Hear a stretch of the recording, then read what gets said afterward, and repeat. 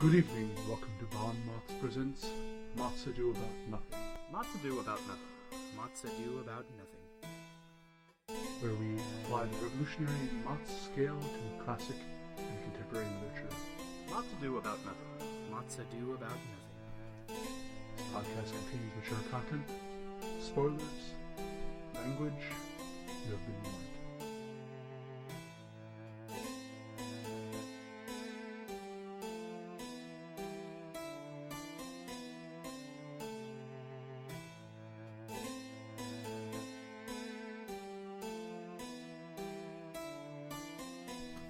Hello, and welcome to MOTS Ado About Nothing. I'm Jonathan Ian Manser, here with Scott Doyle, Howdy. Stephen Ramosi, Hello. and Leah Behar. Hello. And today we're going to be discussing A Good Man is Hard to Find by Flannery O'Connor. This is a story about a busybody grandmother who gets her family killed. So, Scott, would you like to start with the introduction? Were you initially enraptured by this story? No, I wouldn't like to start, but I will. Not really. So, just quick bias. I'll try to do it as objective as I can. However, let it be known that I don't particularly like this story. And reading it again did not really change my thoughts on the matter all that much. So, much in the same way when I originally read it, and when I'm reading again, it's just somewhat boring. It's a bunch of people around in the living room talking about their vacation, and maybe that's just me, but it doesn't set anything up. It sets up a vacation, great, so I don't have to be on a road trip with these Southerners. You know, like, again, yes, that's somewhat my bias, but because of that, I'm giving it a 0. There's no, like, intrigue to it. It's like, oh, we're going on a vacation. Like, okay. So, that's, I guess, all I can say about that for now. Still? I think that there was... I would agree with Scott. I don't think that introduction was all that great. I'm not nearly as harsh about the rest of the story as he is, but... Should be. Go on. Hey, man, don't tell me what to feel. All right, go on. But I think that the introduction was a little bit weak. The first line was... what was it? The grandmother didn't want to go to Florida. Was like, all right, that's cool. I mean, it gives you a little bit of introduction into her, but I don't really care about her. If I wanted to hear no lady's thoughts, I would call my grandmother and not read a story. I mean, it does set her up as the curmudgeonly old woman that she's going to be the entire time, but it wasn't like my attention was like full focused as soon as I started reading. So I'm going to go 0 on that. Leah? I will have to go 0 on this. I'm kind of in between these two viewpoints here. I liked the first line. I was actually like, the grandma, didn't want to go to Florida, and I wanted to know why, and all this other information that just did not get answered, which kind of bothered me, and I guess for that reason I wasn't hooked. I was like, oh, well, never mind then.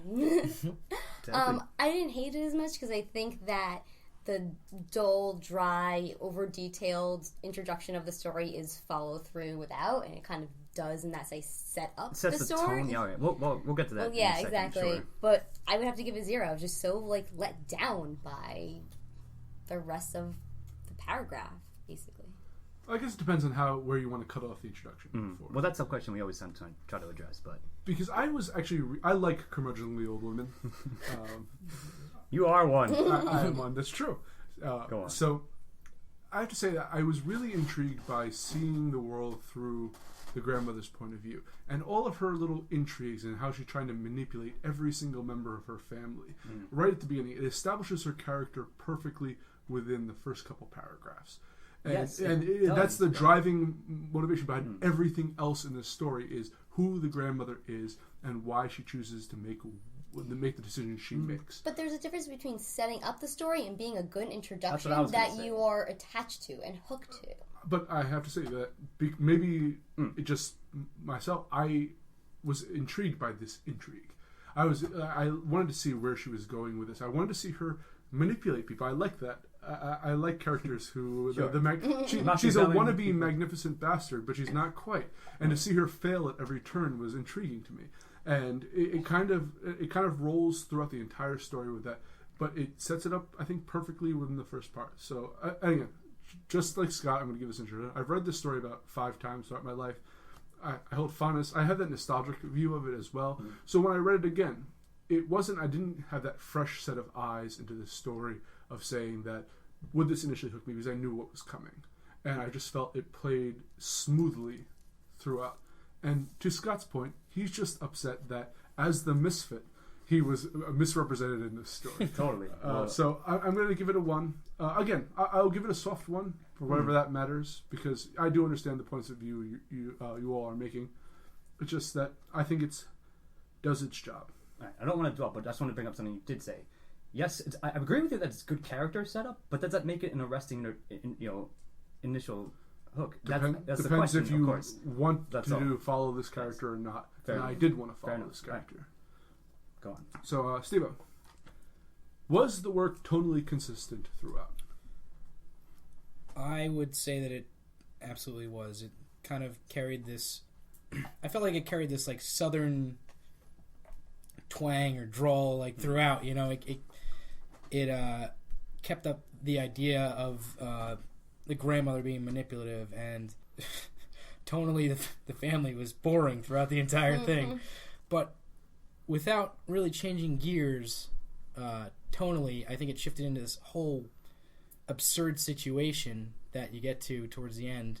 I thought it flowed really well from this normal family vacation into this completely strange thing that's going on with the misfit at the end really well. And I think that the tone was carried out very well throughout, so I'm going to give it a 1 for that. I agree, and I think to your point, it's the over detail of the story that kind of throws you off, that allows that transition to happen so beautifully, because the misfit and his 2 little cronies come out of the car, and it just seems so natural. They're going around the bend, and then they come around the bend again, and you're just like so kind of pissed off at the details, like shut up and tell me what happens, that you don't even realize that it's happening. And I think that was really well done, very subtly throughout the entire story. So I'll give it a 1. I agree with both of you. I have honestly nothing to really add to that. So I'm going to just give it a 1 and move on to Scott. All right, so I will give it a 1 too. But here's with a caveat, I suppose. It was tonally consistent because the tone was somewhat boring. It's like, if I had to describe this humorously, instead of the logline, the synopsis you said, it's something like National Lampoon Goes Georgia. Like, that's what it felt like to me. Like, so if that's the tone of it, you didn't like the National Lampoon movies, but not quite like to that absurd degree. I'm just saying. But regardless, to answer the question, I have to give it a 1 because yes, it was totally consistent, even though the tone was somewhat monotonous, I would say. But perhaps that was the point, so that's fine. Like, I'll give it credit on that. If the intent was to evoke that, then yeah, it was successful. So you can mark it a 1 for me.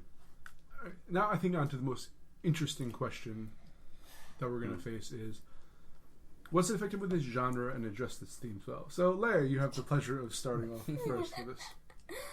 Wow, I chose the wrong seat to sit in. Okay, so I have to go. I'm just going to go straight out with a 1. I think if we see the tone as being consistent in that the mundaneness, that even in life or death, everything is kind of mundane and everything is kind of in the details, and it depends where you focus on, that it creates something. I think that's what a genre does. It's supposed to put you in a place and a time. And although we don't actually know the place per se, because you don't know the city, you just understand that this family is driving. It's Georgia, though. And exactly. It's on the way, it's the Southern. It invokes that era and that timepiece. And while I don't know what genre it puts it in, it still does that for me. I apologize in advance for this, but I'm going to go a little bit mad here for a moment. We've all done it just for now. Go ahead. Hit me with your madness.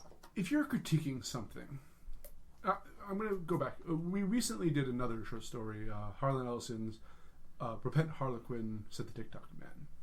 And I gave that a 0 for themes, because I felt that it did a poor job of conveying what it wanted to say. And this is one of the short stories that, of the short stories I've read, the most open to interpretation. And in fact, its interpretation has been debated quite a bit throughout time since it's been written. So far that a literary critic challenged the author's perception itself of what the story meant. Afterwards, after she had risen many years afterwards, saying that she was influenced by pop culture perception of it, not the reality of what she meant to write. So this is, again, how do you define what was intended to be open to interpretation and what mistakenly did that? What's quality craftsmanship versus shoddy? And I feel, and I'm kind of torn here because as a critic, I have to be consistent in my if I'm not consistent, my reviews mean nothing.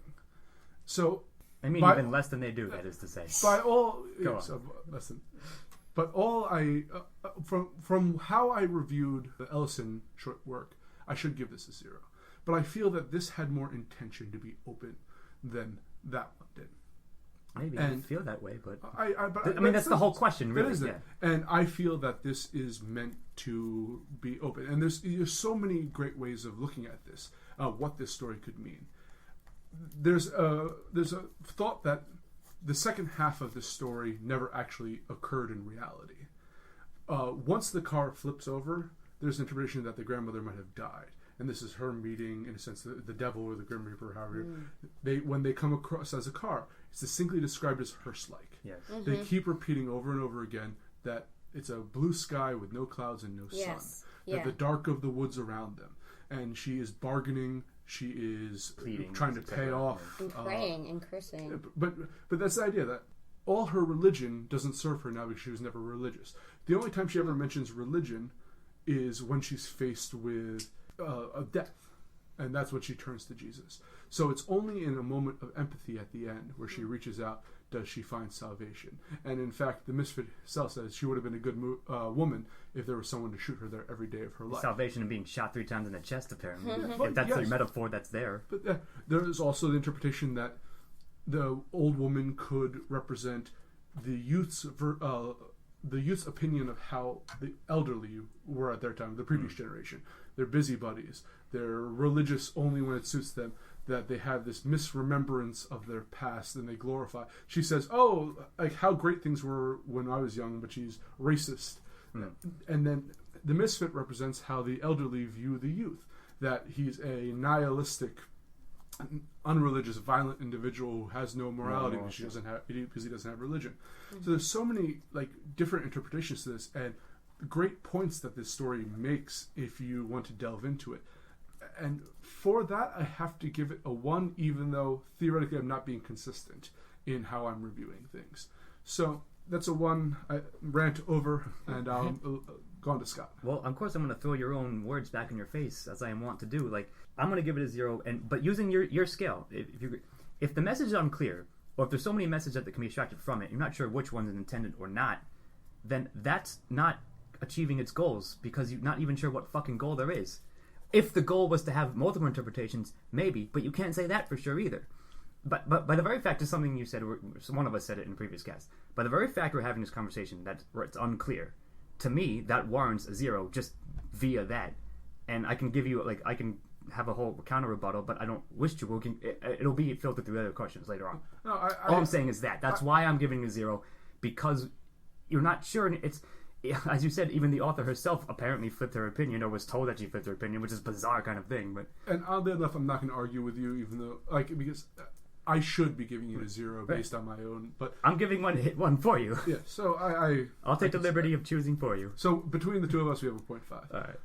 Steele? I don't think that an ambiguous ending is the mark of a bad I agree with story. That. We touched upon this very subject earlier. Also, I'm not sure if... so the question that we're on is, right, effective within its genre, addressing its themes. I don't know if I think that really applies to this, but regardless, I think that the work... What's the actual Gothic horror? That's what I was. Is that's like the genre, what it's right? That's what I was going to say. Supposedly labeled under. Exactly. I think it reminded me a little bit of From Dusk Till Dawn, where the first half is just kind of normal, everyday thing. I mean, granted, From Dusk Till Dawn it's 2 bank robbers Are you saying From Dusk Till Dawn is a retelling of Good Man It's Hard to Find? It's kind of awesome. awesome. I think it might be, but the second half is so surreal and weird that I think it really jumps right into that genre and in a really interesting way. And I also think that the themes of it were pretty obvious towards the end. What do you think the themes are? This idea of the grandmother, not being really committed to anything, especially her religion, until she's faced with her own death. The idea that, she has this really even awkward kind of view of this misfit that she runs into, saying that he's what does she say he is? Like, she keeps saying that he's like, good blood, yeah, he's from good blood and like things like that. But that goes back to her entire like youth of like when the kind of Southern nobility. Almost. Well, that's what I'm saying. I really like that. I think that fit the themes that the story was trying to go for really well. No. Well, I'm going to give it a 1. Scott, if you want to change your answer. No, I'm giving it the same. I'm just answering like I sort of unfolding question 3 and 4 into 1. Right. So I'll recap when it gets back. It's 1 That's for all me. you got. All right. Did the work achieve its goal by the end? And this goes back to, I actually like quite a bit what Theo just said. Is its goal to be a Southern Gothic story? On that, it achieved it very well. I thought that the ending was very surreal, very if that's true. Strange. I actually remember when you were reading it, Leah, you said this is getting creepy. So, like right there, it achieves. If that's the goal, true. That's the surface goal of it, and I think it achieves its surface goal very well. Did it achieve its greater thematic message at the end? I think maybe here I will say no. Because to what Scott's point is, I think that it had some great themes to it, but did it address its themes as well as it could? I think that the grandmother was described very well, and all of her flaws. They do a perfect job of building up that. The misfits just as surreal as the situation they're in. But perhaps, I think that since there was such a debate over many, many years over what the message behind this is, that the fact that it sparked conversation, that's an effective piece of work. And since it worked on its surface, and it worked at bringing up broader discussions, I'm going to have to give it a 1 for that. Scott? If that's the goal, so you may have almost convinced me. So I definitely gave it a 0 before, but I thought I was sort of answering this question. But to what you just said, perhaps, yes, if it stimulates it, like if you're still not sure, but if it evokes a sense of creepiness, which apparently it did, and I actually won't argue against that either. It does. It's sort of surreally like bizarre and scary in a sense. So that's fine. If that's supposed to be Gothic horror, then it does its job there. And if its goal is to, make you think about whatever message you think it is, even if the message itself is not clear, if the goal is to just make you think about something or have a viewpoint about it, then perhaps I'll give it a 1 on that front. I think that the mark of a good story is to spark conversation. Sure. You have to look at this like is the goal to create that conversation between the readers and even between the readers and the author, or is it to preach? And this story did not come off as preachy, even though I absolutely agree with that. It does. I will agree. Even though, and I did a little research on Flannery O'Connor, and she was like pretty religious, and that comes through in a lot of her stories. But I don't, and I read another one of her stories as well. I forget what it's called, but which is really bad. But I don't think that she wanted to preach to anybody. I think that she wanted to spark actual conversation about this stuff and make you look at it. No matter what your point of view is, I think she wanted to make you at least see the other side. And hence the whole dialogue between the grandmother and the misfit, which had two really different personalities, even though they were both pretty much saying and agreeing with each other and saying the same thing, which I thought was pretty interesting. So, if, as I think it is, the goal was to have that discussion, I think that it achieved it, and I'll give it a 1 for that. Hear, hear. Yeah? Oh, yeah. I want to touch on kind of all your points because I want to give it a 1, and I think it's just want to bring what you're all saying together is that it does want to spark this conversation about the characters and about... We are having a conversation about it, so... Yeah. Yeah, so point in case. Okay, there you go. Give it a 1 for that. Case closed. Go on. So it does spark that conversation, and I guess it's like, what is that conversation going to be? And that goes to your point of it has that kind of top layer, and then it's all good stories. It has that kind of sub thing, and for me that is kind of, who you are in death is like who you are in life. And as cliche as that is, it kind of presents that. It's like, even faced with this situation, the children are still the children. They're still, I don't want to go with this guy, he reminds me of a pig. Walking to her death, she's still a child, and I like that as a conversation. As who are you when you face these when you face that day that... What you are in the dark, yes. Yeah, because everyone has a day that starts off so, boring, and then by the end of it, your life has been completely altered and changed, and you're like, what just happened? Mm-hmm. And this story kind of invokes that. I think maybe that's why it makes everyone so uncomfortable, because you don't want to remember that. Mm-hmm. You don't remember that chaos kind of subtly exists around you. And for that, I'll give it a 1, because it makes you feel uneasy, and that, to me, achieves its goal. Fair enough. Okay, now, Scott, the antagonist. What's your thoughts? All right, so here's another... I'm bringing it back to earlier casts. There are two... it's going to flip-flop. The grandmother is an antagonist and a protagonist, and so is the misfit. So, on both fronts, I agree with you earlier. Sorry, I mean, it's obvious to me, right? Maybe you might all say that, but since I got the answer first, it seems that has to be the case. Mm-hmm. So given that, and given the way they're both fleshed out, as you said earlier, yes, the grandmother character is fleshed out well, and she was consistent throughout, and you follow her, but then it switches sort of... She's an antagonist to everybody else around her, to the entire rest of the cast, and even to the misfit himself when confronted with death, as you were saying. So, in that sense, as they waver between those, acting as each, they both get a 1. So you can mark me down for both, I guess. Like I've said, I'll condense it to both answers right now. Can I just ditto that right now and done with yes? I was also going to mention that same idea that both of these characters embody parts of protagonist and parts of antagonist. Mm-hmm. However, I think that the grandmother is clearly set up to be the protagonist of the story. She's set up to be that. And the misfit is clearly set up to be the antagonist of the story. The thing that I think is interesting is I really didn't like the grandmother. But I don't think you're supposed to like the grandmother. Right. Well, that's the whole point.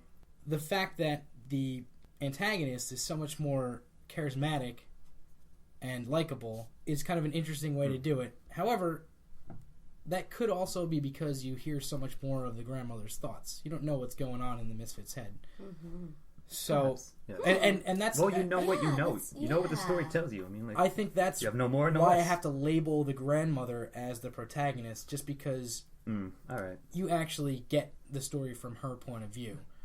But we're talking about antagonist here. Oh. So yeah, so she'll be later, as I was going to say. Well, I answered both in one, so you go ahead. Anyway, getting on to the antagonist part, I think the misfit's demeanor is like perfectly gentleman devil. Mm-hmm. He's just this really down to earth like Southern boy. To your point, though, of all the talk that the grandmother has about manners and respectability, he is the most polite individual. Yeah. Other than the fact that he's murdering all of her family, but he's doing it politely. Of course, that's nice of him. I really liked his character, and I will give him a 1 as the antagonist, and I'll save the protagonist part for the grandmother. Even though you could look at it both ways. You said part 1. Good. Oh wow! Now I'm kind of torn because so I have a few thoughts. First is that for me the protagonist is the person who drives the story, and the antagonist is the force that they hit against, right? Mm-hmm. And so in that case, I kind of like the misfit as being the antagonist because he's just himself. He's just kind of driving along the road. He sees this doing thing. his misfit stuff. Exactly. Being the misfit. But in the same case, I feel like it switches. Like in the beginning, the grandma has this very propelling, and you hear her thoughts, and you have everything. But then as the story changes, it's although you still hear her thoughts, he's in control, and he's kind of... He then drives the action. Yeah, he then drives the action, and she's the force he's coming up against, because you're kind of rooting for her to not kill the family, and you don't want him to continue his actions. Right. So, I don't know, I was kind of very on your side at first, and I heard your thoughts, I was like, well... I have a question for you. Do you think the misfit would have killed the family if the grandmother hadn't pointed out who he was? Yes, I do. Well, that's something that's up for debate, I would think, going back to your earlier question. I mean, clearly there's 2 answers to this, and no one's ever going to know because it wasn't written that way, but I think he would have. But I could see why you wouldn't. And I thought about that a lot, which is why I could answer you immediately as soon as you asked me that question. But there's a term for this, sort of a double thing, maybe not if she had said nothing, but once she had said, I recognize you, then absolutely yes. Mm-hmm. Right. It's kind of Schrodinger's cat. Schrodinger's death threat. Do you have any follow-up on... Okay, so I'll go into it. I kind of feel that the misfit is sort of supernatural. Because everything she sets up about it is incredibly surreal. before I go into this, though, the grandmother is definitely an unreliable narrator. She's describing the world through her point of view. So, and it's proven to be faulty. Like, they're in all this mess because she had like a flashback of her past, but it happened in Tennessee and not Georgia. Right. So you're on a road that's been described as no one had driven on it in 20 years. They get into a car accident, and it just happens that this personification of all that's wrong in the world that's present in the grandmother's mind comes pulling up. The misfit he's not wearing a shirt, he's bespectacled and has a scholarly look about him. There's this kind of pig-like man with him who's in red with a stallion on his chest. And this other compatriot, you can't see his face because it's shadowed by a hat, yet you know his name, and he's kind of controlling this. I mentioned this before, it's blue sky with no sun, no clouds. They keep repeating that over and over again. It has this very surreal repeated thing. A couple of times, like 2 or 3 times maybe. Enough that it really drives the point home that this isn't quite right. And they share that this grandmother, who's a very frail character, as is described, is thrown to the front seat. So she meets this creature who is, and she's doing everything she can in manipulating, bargaining. Everything she says to him, he has a counter for. Every single method of like manipulation, everything a method of like how a bad person would attempt to get over on the devil. And only a moment of empathy would save her. And that's kind of this, like, I the first time I read that message was driven home, I kind of pulled back from that a little bit because I definitely see there's other interpretations, but that will ever be present in my mind as one way to read this. So if you're dealing with the devil himself, how is that not a great antagonist? And even if you're dealing with just this nihilist who believes that there's no pleasure, like, if God doesn't exist, what do we have to do but destroy one another, but have as much fun as possible? Regardless, there's no consequence to it.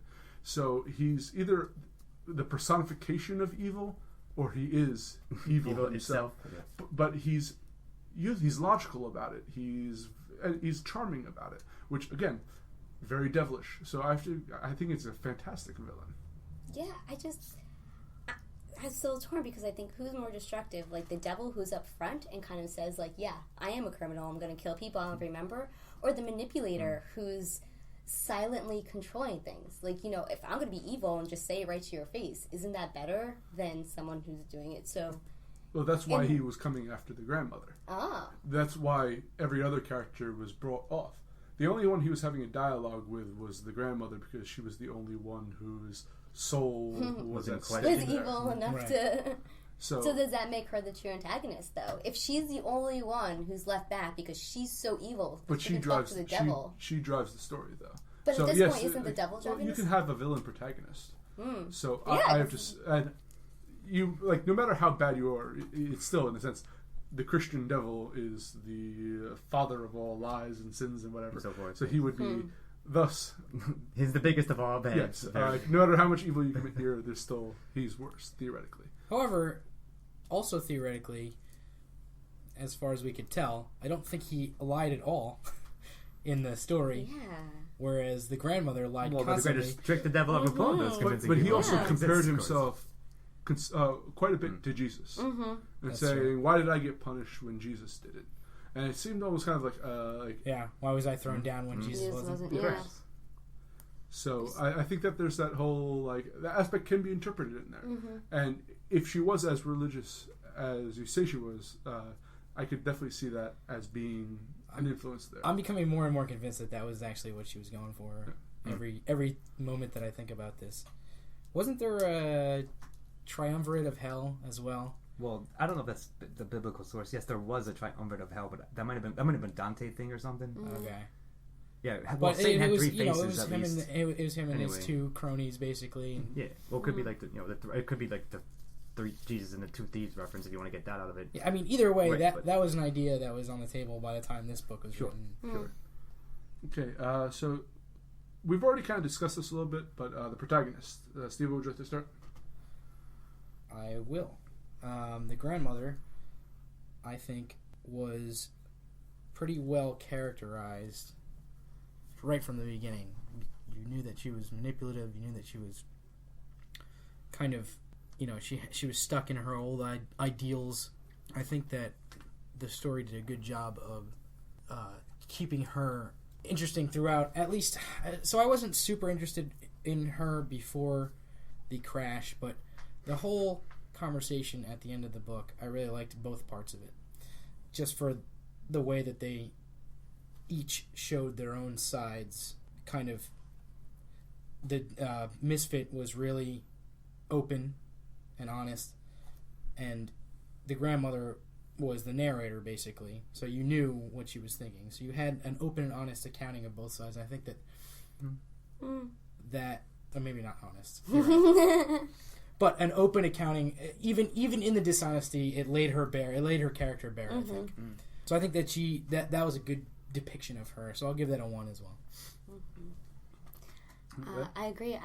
I don't know how much more to add to this conversation, whether it's the grandmother and the misfit who's the antagonist or protagonist. Either way, these characters drive each other, create something to talk about, and for that, I'll go with a 1. I've already discussed at length the grandmother. I don't know if she deserves salvation at the end, if that is indeed the... I always...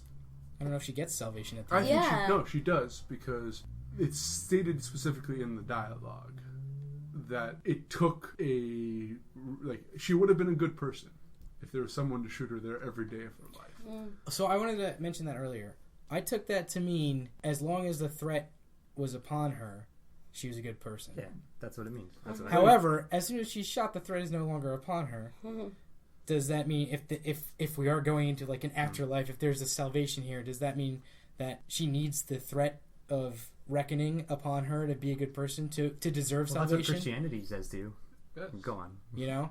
So if she is saved, that threat is no longer there. But again, I don't necessarily agree that she deserves it for her actions, but I think that the story implies that she does. The very fact that she reaches out and says, "You're one of my children," that I am the cause of you, that my failures as a person created that next generation that I fear so much, that nihilism, my fake godliness created the anti-theists, I suppose, that the misfit represents.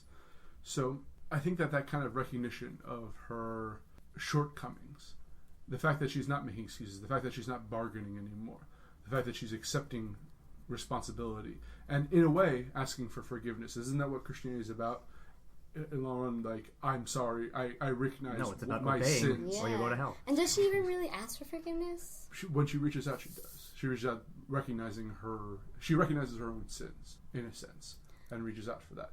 I think that's what the story was going for. Whether she deserves it or not, whether it succeeded at that or not is a different question. But I think that's what the intent was. Maybe I still say that if there's force against you, and it's only when you're faced with imminent doom that you're like, oh, maybe I messed up just a little bit. That's not really asking for salvation. That's kind of still being manipulative and saying, okay, I'm going to give you a little bit, but I'm not really going to take responsibility. But entire religions have been built upon that. As Machiavelli said, that's the best way to control people, and that's what they did. So I think her character development is very good. She completes her arc. Yes. Even though I don't necessarily think it's a very strong ending to her arc, but it was satisfactory for the point she was trying to make. Fair enough. Very well said.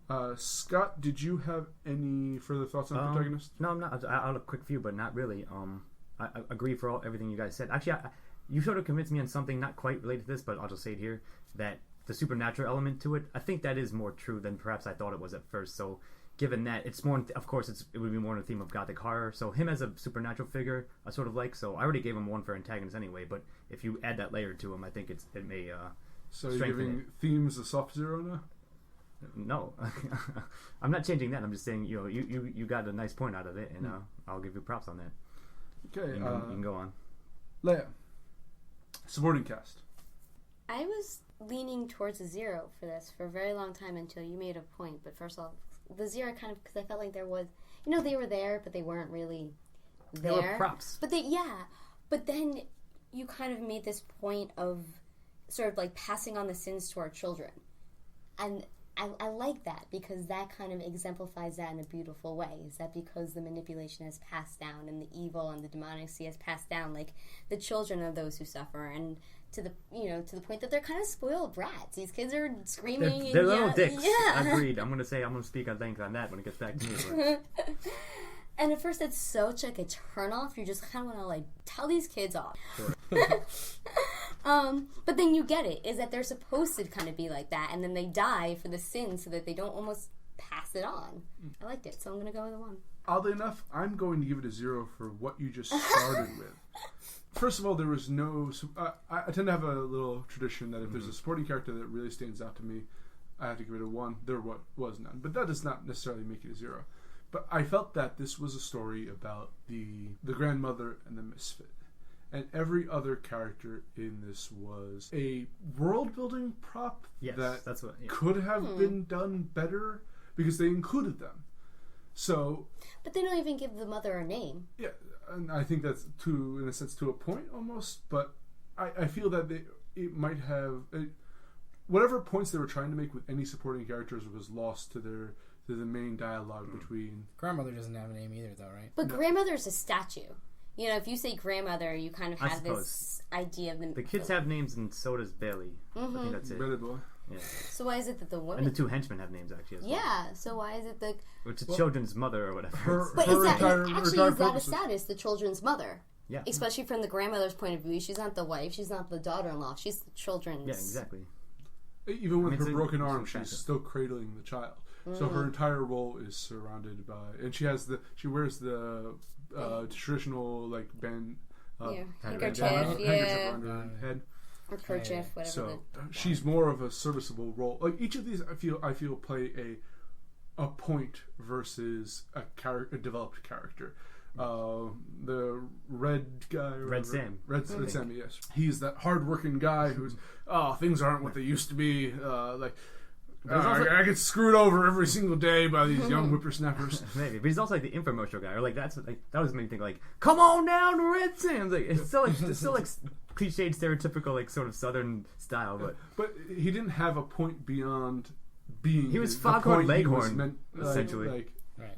Go on. So, all the children, they're just spoiled brats. There's no purpose for them besides highlighting what her family was. So, again, I feel that for all the characterization, it didn't do anything more for me for the story. So I'm going to give it a 0.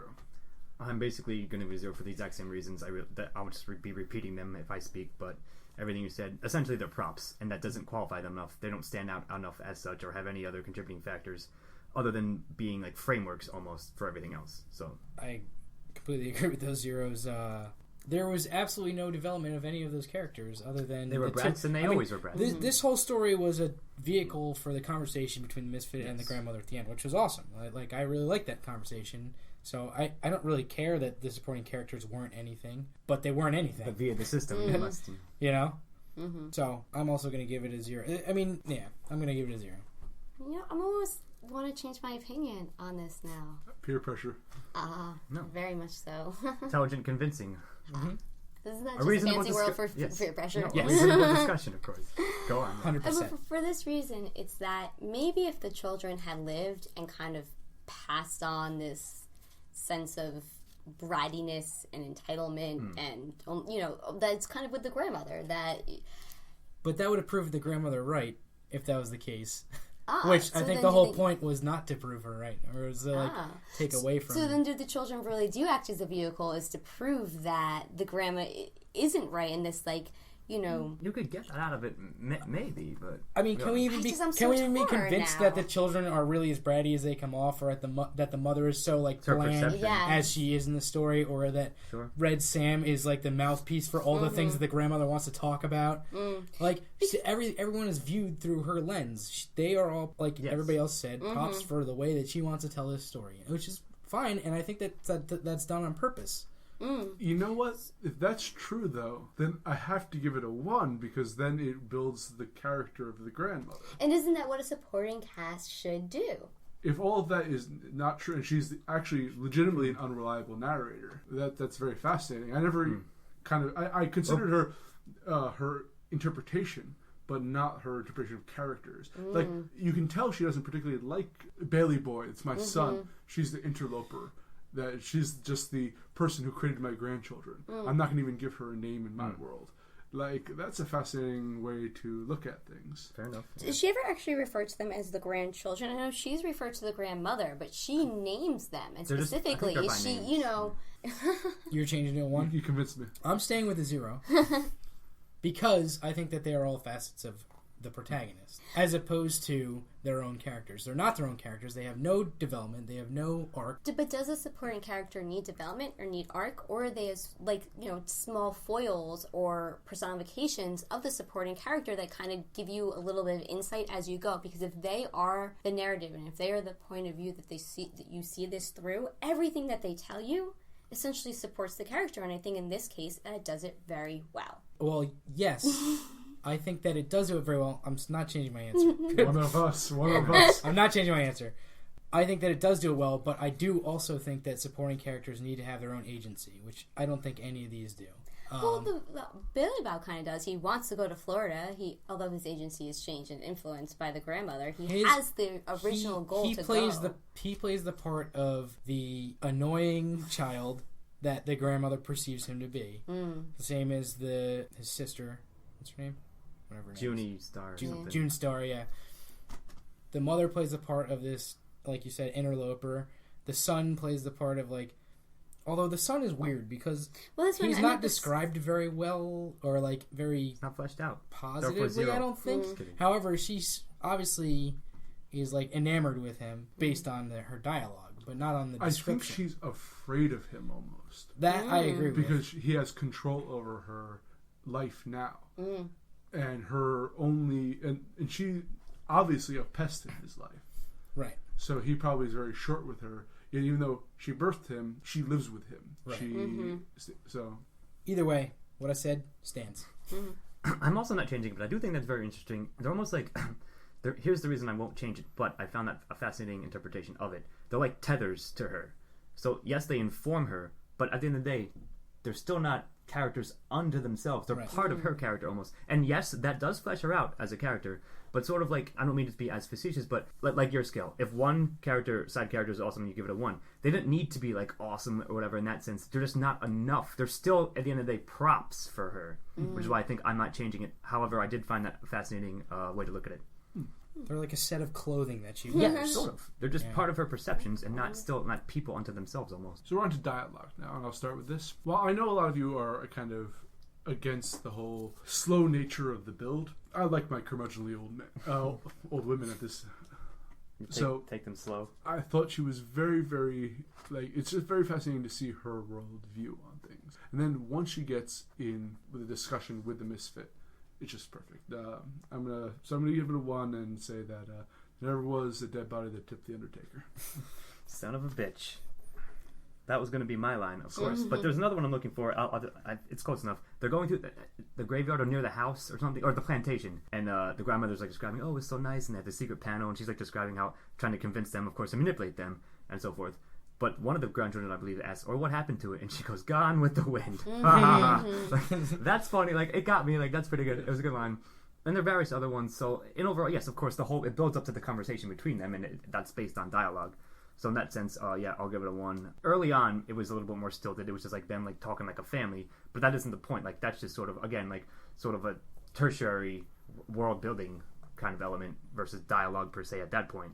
But when they have the confrontation, then yes, I'll give it a 1 based around that as the whole framework of it. Based just off of the second half of the story where it's just one long dialogue back and forth between the grandmother and the misfit, I have to give this a 1. I thought that whole part was great. I mean, I'd have to read it again, but there were quotable lines back and forth up and down that entire thing, I think. When she's saying Jesus, Jesus, Jesus over and over again, just that was like tense and, really interesting in and of itself. Like, making that a good line of dialogue can't have been easy, and it was, I think. So I'll give it 1. I give this a 0. And while I give credit and tribute to everything that is said, I completely agree with it, my logic is this. Let's say the last 5 minutes of something are great. Does that make up? Does that outweigh everything else? Sure. Yeah. And that's kind of where I see it. It's based upon this conversation that happens, and it's great. but it happened so late in it. You kind of have to go through. Well, it's the finale. But go on. I see what you're saying, though. I completely does understand. It go for the finale, but even in the same sense that, like... Does it save everything else? Does it save everything else? Is the story redeemed in the sense that grandmother is redeemed? Well, as you would say. But I think that if you're invested in the grandmother as a character and are interested in her worldview, that'll carry you through the first part of the story. And I was. Other people weren't. And that's where I stand. Is I honestly would have given up on the story had this not been happening. In all honesty, because I didn't. And I'm glad that it didn't, because the ending was so intriguing, and I wanted to finish that conversation. But the first part of it was just, I wanted to skip through it. In all honesty, for that, I'm going to give it a 0. Fair enough. Fair enough. All right, Scott, immersion. Well, this is also a tricky one for this story. I'll probably have to give it a 1. Was my immersion broken? No, not really, because it was so sort of surreal. It was like a fucking Lynchian scene, really. Like it could be in a fucking scene from Twin Peaks, and how much will you accept in that kind of setting? So there's nothing. I guess the sort of the scale we often say is, was there ever a moment or a line or something that took me out of the story? And no, not really. So therefore, I'll give it a 1. I'm also going to give it a 1. I think that short stories get a little bit of a leg up on this because it's a lot harder to lose immersion. Yeah, we've said that earlier. It's true. Story. I guess I missed the first couple. No, but that point has been raised, and it's completely valid. I don't think that my immersion was broken at any point throughout. It was definitely good enough to keep me reading the whole time, and the language is the description. This descriptive language is good enough, I think, throughout the beginning to carry it through, even without this, super. Fair enough.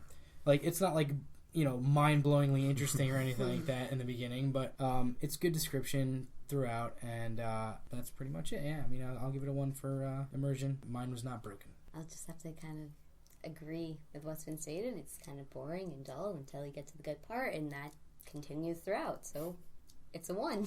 It's weird, because, again, I've read this numerous times, and I think it becomes more readable every time you go through it. And you remember the ending of the story. You don't particularly remember the opening scenes. I remember them going to Red's, I don't know. I remember her sneaking the cat onto the thing, but I didn't remember all the detail on there. But I just read it again today and just flowed like an old a conversation with an old friend you haven't seen in a while. It just went right back into it. And I don't remember if my immersion was broken the first time I read it, but right now I can go through the entire thing. I don't feel like I'm treading over old ground.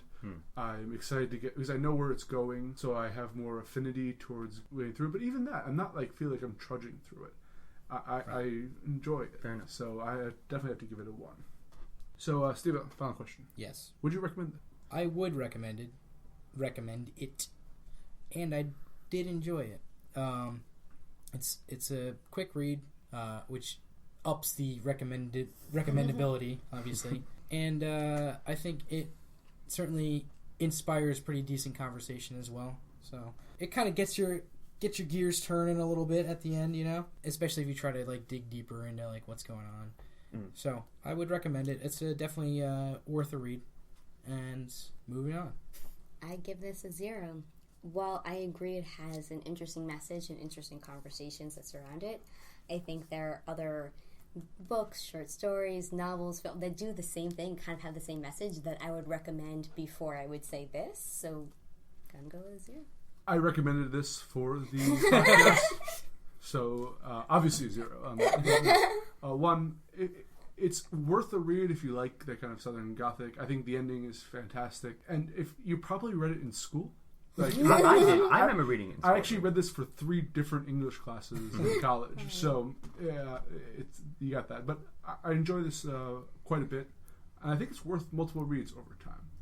Anyway, Scott. All right, so I'm gonna give it a 0, but maybe here's the thing. I'll bring it back to something we said in a different podcast about this very question. It's not that I hate it, not that it's bad or by any means. And yes, we'd have very lively and interesting conversation just now. However, the question is, if someone says, should I read this? I'd be like, it's skippable, right? So, it sort of goes back to something else you said, maybe versus other things, it's fine, but I'd be like, you know what? Don't worry about it. It's fine. You don't have to read it. There are many other things that you could read, and it's cool. So, for that reason, I'll give it, that's why it's getting a 0 from me there. Well, we finished another MOTS Ado About Nothing. We'll go from low score to high with Scott playing the old curmudgeon here. I'm now the old grandmother. Yeah. I think we're going to set up the old grandmother in here with him. With You got the room for it. Mm-hmm. Next is Leah, who would be a better person if she had someone to shoot her every single day. Steve-O with an 8, who never gave an Undertaker his day. And me with a 10, because I absolutely adore this short story. I've never met a misfit in my life. A 10? Oh, that's right. You had a 0 and you changed it. Yeah. I was actually on principle trying to give this a 0, but I couldn't. Fair enough. So an aggregate score of 7.75. So I see. What can I say? I'm surrounded by people with no taste. It's a passing grade. Jonathan Ian Manzer here with Scott Thurla. A good story is hard to find. Good night. Stephen Mimosi. Have a good one. And Leah Behar. Good night, everyone. And we'll see you next time. MOTS Ado About Nothing. MOTS Ado About Nothing. Music by Chris Morgan. Editing and engineering by Scott Thurlow. MOTS Ado About Nothing. This has been a Los Angeles production. All rights reserved.